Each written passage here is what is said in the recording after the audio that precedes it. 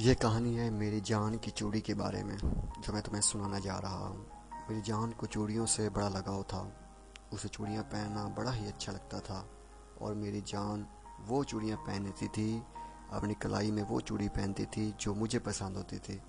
जब मैं उसे चूड़ियाँ पहनाता तो वो बहुत खुश होती थी और जब वो चूड़ियाँ उसकी कलाइयों में खन खन के गुनगुनाहट होती थी तो मुझे बहुत ही अच्छा लगता था। इसलिए तो मेरी जान एक चूड़ी की तरह थी। कितनी सादा, कितनी प्यारी, कांच की चूड़ी की तरह वो थी।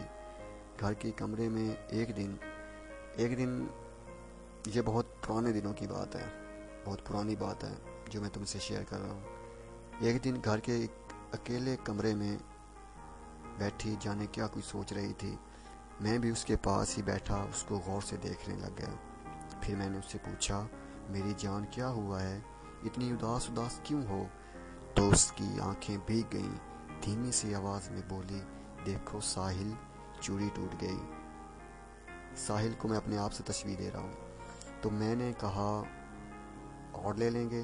तो बोली, साहिल ये तूने मुझे लेके दी थी, ये तो तेरी पसंद थी, इसलिए मैं परेशान थी, उदास थी।